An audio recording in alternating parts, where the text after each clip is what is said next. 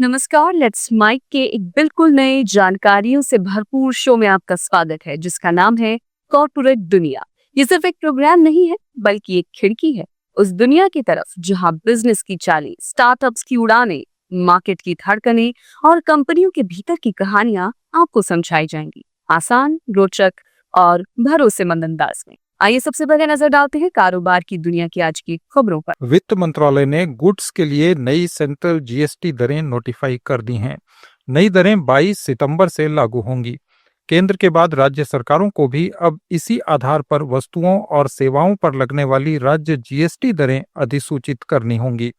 GST से आने वाला राजस्व केंद्र और राज्यों के बीच बराबर बांटा जाता है। 22 सितंबर से अमल में आने वाले जीएसटी में मुख्य रूप से सिर्फ 5 और 18% की दो दरें ही होंगी। लग्जरी और विलासितापूर्ण वस्तुओं पर अलग से 40% कर लगाया जाएगा।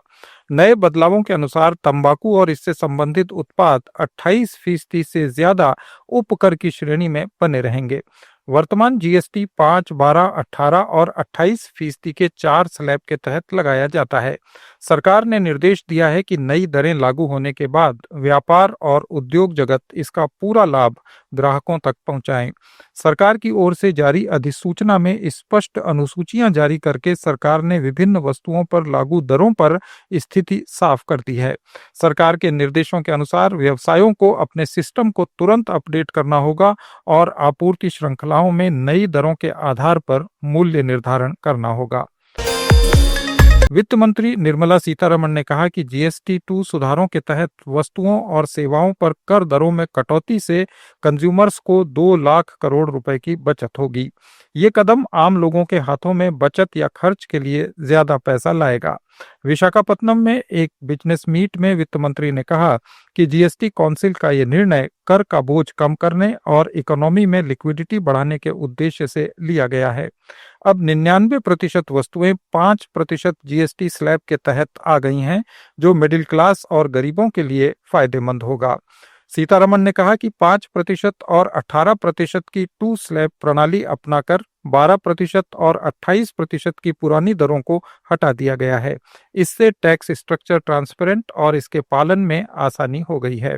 ये सुधार कृषि वस्तुओं पर कर कम कर किसानों की आय बढ़ाने और एमएसएमई को बेहतर अवसर प्रदान करने में भी मददगार होंगे। A massive push has been undertaken to address infrastructure and logistics bottleneck. Capital investments. For a moment, let us see the numbers that we are talking about. Capital investment has increased from 1.7% of the GDP, and that was in 2013-14.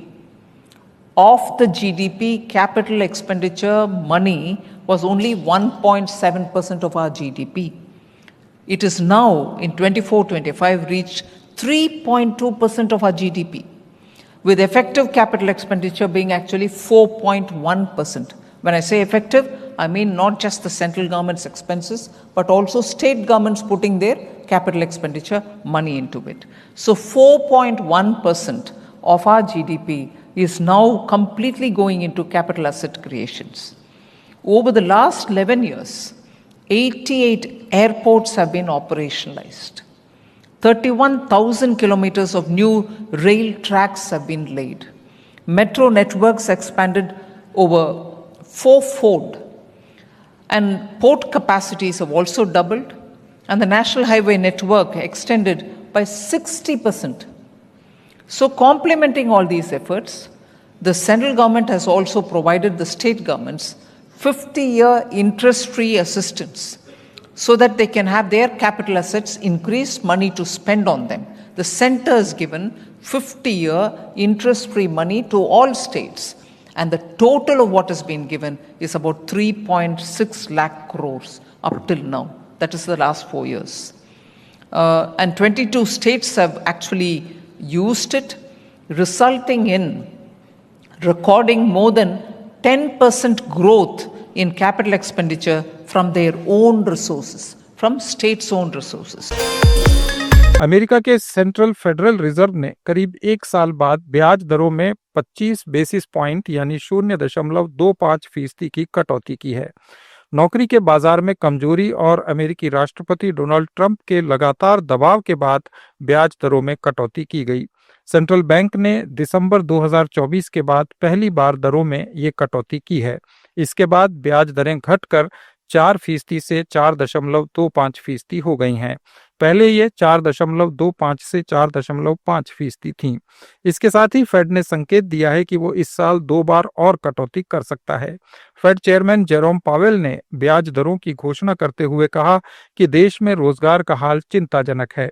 हाल के महीनों में नई भर्तियां लगभग थम गई हैं और बेरोजगारी की दर में बढ़ोतरी हुई है। ऐसे में ब्याज दर घटने से होम लोन, कार लोन और बिजनेस लोन सस्ते हो जाएंगे। अमेरिका के केंद्रीय बैंक फेडरल रिजर्व की ब्याज दरों में कटौती से भारत सहित दुनिया भर के बाजार प्रभावित हो सकते हैं। ब्याज दरों में कटौती से कारोबारी और दूसरे ऋण सस्ते होंगे। इससे सेविंग अकाउंट्स पर जरूर लोगों को कम ब्याज मिलेगा, लेकिन ब्याज दरों में कटौती का सीधा लाभ सोने को होगा। सुरक्षित निवेश के कारण लोग बेहतर रिटर्न के लिए गोल्ड में इन्वेस्टमेंट बढ़ा सकते हैं। इससे गोल्ड की कीमतों में उछाल आने की संभावना है। अमेरिका में इस बदलाव का असर भारतीय रिजर्व बैंक पर भी पड़ने की संभावना है। आरबीआई ब्याज दरों में कटौती कर सकता है। इससे पहले महंगाई पर काबू पाने के लिए फेड रिजर्व ने 2022 में 11 बार ब्याज दरों में इजाफा किया था। नए आंकड़ों से पता चला है कि अमेरिका की इकोनॉमी उतनी मजबूत नहीं है जितना पहले सोचा जा रहा था। पेट्रोलियम और प्राकृतिक गैस मंत्री हरदीप सिंह पुरी ने असम के नुमालीगढ़ रिफाइनरी का एक वीडियो एक्स पर साझा करते हुए कहा कि ये प्लांट न केवल एक इंडस्ट्रियल यूनिट है बल्कि नॉर्थ ईस्ट इंडिया के भविष्य निर्माण का भी एक हिस्सा है। पुरी ने कहा कि इस परियोजना से इस क्षेत्र में आर्थिक गतिविधियों को बढ़ावा मिलेगा और लोकल कम्युनिटीज को फायदा होगा। नुमालीगढ़ रिफाइनरी में 360 केटीपीए क्षमता वाले पॉलीप्रोपाइलीन प्लांट को शुरू किया गया है, जो देश में पेट्रोकेमिकल सेक्टर में एक महत्वपूर्ण कदम है। इस परियोजना की लागत 7,231 करोड़ रुपए आंकी गई है, जो इंडिया के पेट्रोकेमिकल सेक्टर में बढ़ोतरी को और मजबूत बनाएगी। जब पहली किरण विशाल ब्रह्मपुत्र पर झिलमिलाती है तो दृढ़ता और महत्वाकांक्षा की एक कहानी उभरती है। इसी असम में पूर्वोत्तर की ऊर्जा शक्ति के रूप में अग्रणी संस्थानों में से नुमालीगढ़ रिफाइनरी अपनी शान से खड़ी है। इसी उद्देश्य से 360 केटीपीए क्षमता वाला एक पॉलीप्रोपिलीन प्लांट स्थापित किया जा रहा है, जो रिफाइनरी विस्तार परियोजना की आने वाली सुविधाओं की संरचना का लाभ उठाएगा। ये जो प्लास्टिक पाइप बनते हैं, बाथरूम में इस्तेमाल होने वाली प्लास्टिक की बाल्टी और मग होते हैं, प्लास्टिक के नल होते हैं, प्लास्टिक की कुर्सी टेबल होती है, कार का डैशबोर्ड होता है, ग्लूकोज की बोतल होती है, मेडिकल सिरिंज होती है, अलग अलग तरह के कृषि उपकरण होते हैं। इन सभी में पेट्रोकेमिकल की बहुत बड़ी भूमिका होती है। पेट्रोलियम और प्राकृतिक गैस मंत्रालय के सहयोग से यह परियोजना 7,231 करोड़ की लागत से स्वीकृत की गई है। एडवांटेज असम 2.0 शिखर सम्मेलन के दौरान असम सरकार के साथ हस्ताक्षरित एमओयू का एक हिस्सा यह पॉलीप्रोपिलीन प्लांट है। हाइड्रोकार्बन विजन 2030 से प्रेरित नुमालीगढ़ रिफाइनरी विस्तार परियोजना इस क्षेत्र और पूरे भारत की प्रगति में ऊर्जा प्रदान करते हुए अब अपनी क्षमता को 3 गुना बढ़ा रही है। हमारे अपने नुमालीगढ़ रिफाइनरी को 26,000 करोड़ रुपया का लागत से 9 मिलियन मेट्रिक टन तक एक्सपांशन किया गया। रिफाइनरी विस्तार की एक महत्वपूर्ण यूनिट पेट्रोफ्लूइडाइज्ड कैटालिटिक क्रैकर प्रोपिलीन का उत्पादन करेगी, जिससे प्रोपिलीन रिकवरी यूनिट में शुद्ध एवं परिष्कृत किया जाएगा। यही धारा नई पॉलीप्रोपिलीन यूनिट की आधारशिला बनेगी, जो पेट्रोकेमिकल्स के क्षेत्र में नए द्वार खोलेगी। प्रधानमंत्री श्री नरेंद्र मोदी जी के नेतृत्व में ये पॉलीप्रोपिलीन यूनिट भारत के पेट्रोकेमिकल क्षेत्र में वृद्धि का मजबूत आधार बनेगा। अपने पॉलीप्रोपिलीन प्रोजेक्ट के साथ एनआरएल केवल एक प्लांट नहीं बना रहा, वह पूर्वोत्तर भारत का भविष्य गढ़ रहा है। रेटिंग एजेंसी S&P ग्लोबल का अनुमान है कि इस साल पूंजीगत खर्च में उछाल की संभावना कम है। हालांकि मध्यम से लंबी अवधि में इकोनॉमी की बेहतर तस्वीर दिखाई दे रही है। 5 सालों में कंपनियां $800 अरब से ज्यादा का इन्वेस्टमेंट कर सकती हैं। S&P ने कहा कि निजी क्षमता में बड़े पैमाने पर वृद्धि के मामले में हम अब भी कुछ हद तक सतर्कता बरत रहे हैं। ग्लोबल व्यापार की नीतियों और टैरिफ में बदलाव से भी काफी अनिश्चितता है। इस कारण कंपनियां निवेश में देरी कर रही हैं। कई कंपनियां बैंकों से संसाधन लेने के बजाय अपने आंतरिक संसाधनों से ही निवेश कर रही हैं। बैंकों, बीमा कंपनियों और पेंशन फंड्स को गैर कृषि कमोडिटी डेरिवेटिव बाजार में निवेश की मंजूरी मिल सकती है। सेबी के चेयरमैन तुहिन कांत पांडे ने कहा कि इसके लिए सरकार से बातचीत की जाएगी। बाजार रेगुलेटर विदेशी पोर्टफोलियो निवेशकों और गैर नकद निपटान वाले गैर कृषि कमोडिटी डेरिवेटिव एग्रीमेंट्स में व्यापार करने की अनुमति देने के प्रस्ताव पर भी विचार कर रहा है। सेबी चेयरमैन ने कहा कि दिसंबर के अंत तक अनुपालन रिपोर्टों के लिए एक सामान्य रिपोर्टिंग तंत्र में कमोडिटी विशेष ब्रोकरों को शामिल किया जाएगा। Enhanced institutional participation will bring in higher liquidity, making the market more attractive for hedging. We will keep working towards a regulatory framework to enable prudent institutional access to these markets. A proposal to allow FPIs to trade in non-cash settled, non-agricultural commodity derivative contracts is also currently under examination. We will also engage with the government to consider banks, insurance companies, and pension funds to trade in these markets. By December 2025 end, we will include commodity-specific brokers in the Samohik Prativedan Manch, a common reporting mechanism for compliance reports.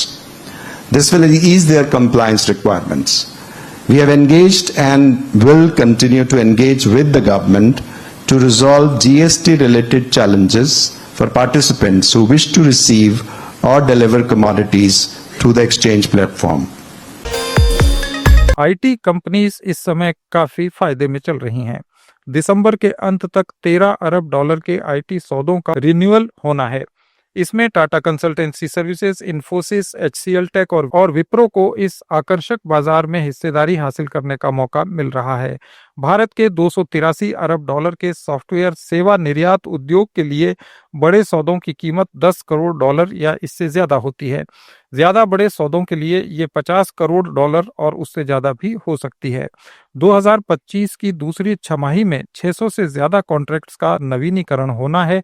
इनका औसत आकार $2 करोड़ से $1 अरब और कुछ का आकार $2 अरब से भी ज्यादा है। TCS ने इस महीने की शुरुआत में डेनिश बीमा कंपनी ट्रिग से 7 साल के एग्रीमेंट में $64 करोड़ का ऑर्डर हासिल किया है। विप्रो ने यूरोपीय खाद्य थोक विक्रेता मेट्रो के साथ कम अवधि के सौदे का रिन्यूअल किया। 2021 में 4 साल के कॉन्ट्रैक्ट को पूरा करने के बाद इसे 2 और वर्षों के लिए बढ़ा दिया गया है। नवीनीकरण में वित्तीय सेवाओं और निर्माण सहित अन्य उद्योगों से जुड़े 800 से ज्यादा सौदे शामिल हैं। डिजिटल इंडिया कैंपेन के तहत एक बड़ी उपलब्धि हासिल करते हुए CSC e governance services India limited ने जुलाई 2023 से अब तक 3000 करोड़ रुपए से ज्यादा का लोन वितरित किया है। इस पहल से अब तक करीब 70,000 लोगों को फायदा पहुंचा है। इनमें ज्यादातर पहली बार ऋण लेने वाले, छोटे लोन चाहने वाले और बैंकिंग सेवाओं से दूर रहे लोग शामिल हैं। इस योजना ने ग्रामीण परिवारों और छोटे कारोबारियों को मजबूती दी है, जिससे स्थानीय अर्थव्यवस्था में तेजी आई है और एंटरप्रेन्योरशिप को बढ़ावा मिला है। अमेरिका में टिकटॉक पर बैन लगाने की डेडलाइन अब 16 दिसंबर कर दी गई है। ये डेडलाइन 17 सितंबर को खत्म हो रही थी। इससे पहले ही डोनाल्ड ट्रंप ने इसे 3 महीने और बढ़ाने का ऐलान कर दिया। ये चौथी बार है जब ट्रंप ने बैन की यह डेडलाइन बढ़ाई है। इस ऐलान से एक दिन पहले ही अमेरिका और चीन के बीच मैड्रिड में ऐप से जुड़ी दिक्कतों को सुलझाने के लिए एक फ्रेमवर्क पर सहमति बनने की बात सामने आई थी। डोनाल्ड ट्रंप ने ट्रुथ सोशल पर पोस्ट किया कि ऐप अमेरिका में चलेगा या नहीं, ये डील लगभग हो गई है। कुछ घंटों बाद फिर ट्रंप ने रिपोर्टर से कहा कि वे चीनी राष्ट्रपति शी जिनपिंग से मिलेंगे और कंफर्म हो जाएगा कि इस ऐप में चीन की हिस्सेदारी बचेगी या नहीं।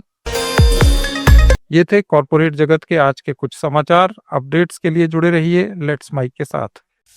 आप सुन रहे थे let's mic more than radio. Follow कीजिए हमें हमारे सोशल मीडिया प्लेटफॉर्म्स पर। आप सुन रहे थे let's mic more than radio. Follow कीजिए हमें हमारे